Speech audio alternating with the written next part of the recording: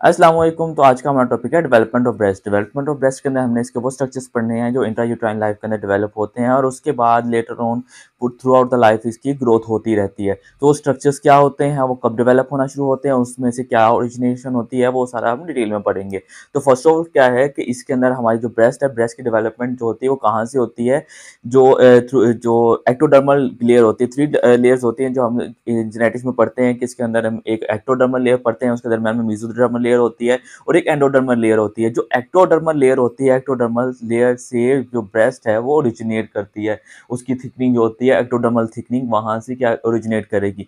Origination किस चीज़ की हो रही है, यहाँ से एक रिज की डेवलपमेंट होगी जिसको हम मेमोरी रिज कहते हैं। इसके 3 नाम है, इसको मेमोरी रिज भी कहते हैं, मेज लाइन भी कहते हैं और इसके अलावा लाइन ऑफ स्कर्ट्स भी कहते हैं। लाइन ऑफ स्कर्ट कह लें या मेमोरी रिज कह लें, यहाँ से फिर यहाँ पे इसकी डेवलपमेंट होगी, वो डेवलप होगा इनटू पिट। अब इसकी डेवलपमेंट जो स्टार्ट होती है कब होगी, जो रिज है, रिज से ब्रेस्ट की जो डेवलपमेंट होती है कब होती है, जब इंट्रायूट्राइन लाइफ में उसकी जो वीक होता है, 4th वीक जब स्टार्ट हो जाएगा तब ये अपीयर तब होती है। और ये जो हमारा एक्जिला होता है, एक्जिला से लेकर हमारे जो ग्रोइन्स है वहाँ तक एक्सटेंड की होती है। Ridge extended from the axilla to the groin, ये एक्सटेंड की होती है। लेकिन लेटर ऑन लाइफ क्या होती है, ये रिज जो एक्सटेंशन ये खत्म हो जाती है, सिर्फ पेक्टोरल रीजन में ही रह जाती है। In humans most of its extent जो होता है वो खत्म हो जाता है, disappear and persist only in pectoral region. जो पेक्टोरल रीजन है, पेक्टोरल रीजन के अंदर ही सेफ रहेगा क्योंकि वहीं पर ब्रेस्ट की डेवलपमेंट होनी होती है। उसके बाद क्योंकि ये ग्लैंड है, ग्लैंड की जो इसके 2 पोर्शन है, एक तो इसका ग्लैंड वाला पोर्शन है, दूसरा अंदर जहाँ से सैक्स डेवलप वगैरह होती है, सैक और उसके अंदर दूसरे स्ट्रक्चर्स डेवलप होते हैं। तो जो ग्लैंड है, ग्लैंड कहाँ से डेवलप हो रहा है, ग्लैंड इज एक्टोडर्मल, बाहर वाली जो लेयर एक्टोडर्मल लेयर वहाँ से स्टार्ट होगा और जो उसका स्ट्रोमा होगा वो मेसोडर्मल ओरिजिन का होगा, मेसोडर्मल लेयर से ओरिजिनेट करता है। अब इसके बाद remaining part of the memory ridge convert into memory pit. जो रिमेनिंग पार्ट होगा मेमोरी पिट जहाँ से और यहाँ से जो खत्म हो जाएगी, उसके बाद जो रिमेनिंग पोर्शन होता है वो यहाँ पर पिट में कन्वर्ट हो जाता है। वो पिट होती है जहाँ से फिर 15 to 20 जो सैक्स होते हैं, जो लोब्स होते हैं वो ओरिजिनेट करते हैं। सेकेंडरी बर्ड्स जो प्राइमरी बर्ड्स हैं उसके बाद सेकेंडरी बर्ड्स है। सेकेंडरी बर्ड्स जो होती हैं 15 to 20 होते हैं। यहाँ से फिर क्या क्या चीज़ें डेवलपमेंट स्टार्ट होती है। Grow down from the floor of the pit, buds divide and subdivide into two form lobes, जो कि हमने 15 to 20 लोब्स ही पढ़े थे ऑफ द ग्लैंड। और फिर वो लोब्स कन्वर्ट होते हैं आगे सैक्स में। सैक्स के बाद वो ग्लैंड सैक्स जो ओरिजिनेट होती हैं, जो उसकी ओपनिंग होती है, निपल्स में ओपनिंग होती है।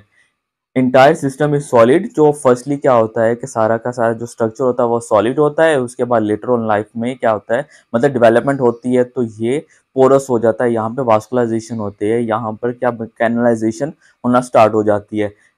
पहले वो सॉलिड होता है, उसके बाद वो कैनलाइज हो जाता है जहाँ से फिर सिक्रीशंस होंगी। इसके बाद हम देखते हैं कि क्योंकि ये एक ग्लैंड है तो ग्लैंड की जो भी डेवलपमेंट होती है, इवन के इसके बाद जो इसकी सिक्रीशंस होंगी वो कंट्रोल की जाएंगी बाय हार्मोन्स। तो इसके अंदर जो इसकी डेवलपमेंट में इम्पोर्टेंट रोल प्ले करने वाला हार्मोन है वो है ऑस्ट्रोजन हार्मोन होता है। ऑस्ट्रोजन क्या करेगा, प्यूबर्टी के टाइम पे growth of the memory gland करेगा। जो मेमोरी ग्लैंड की जो डेवलपमेंट है वो करवानी है एस्ट्रोजन ऑस्ट्रोजन ने। और उसके बाद उसके अंदर जो सिक्रीशंस होती हैं, वो सिक्रीशंस के अंदर जो रोल प्ले करने वाले हार्मोन्स है वो एक तो प्रोलैक्टिन होता है, दूसरा प्रोजेस्टेरिन हार्मोन होते हैं। इन दोनों ने क्या करना है, development of the secretary alveoli से जो उसको स्टिमुलेट करना है फॉर सिक्रीशन, मतलब मिल्क प्रोडक्शन और उसकी सिक्रीशन के लिए जो कंट्रोल करने वाले हार्मोन्स है वो प्रोजेस्टेरॉन और दूसरा प्रोलैक्टिन हार्मोन होता है। अब इसके बाद इसकी कुछ अनोमलीज हैं वो देख लेते हैं डेवलपमेंट के टाइम पे, मतलब कंजेनिटली तौर पर ये कुछ अनोमलीज हो सकती हैं, abnormalities हो सकती हैं। उसमें सबसे पहले देख लेंगे एमेस्टिया। एमेस्टिया मतलब ए मतलब नॉट और मेस्टिया मतलब यहाँ पे ब्रेस्ट है, मेमरी ग्लैंड है। तो इसका ये मतलब है इसमें ऐसी फीमेल होगी जिसके अंदर कोई भी ब्रेस्ट डेवलप ही नहीं करेगा।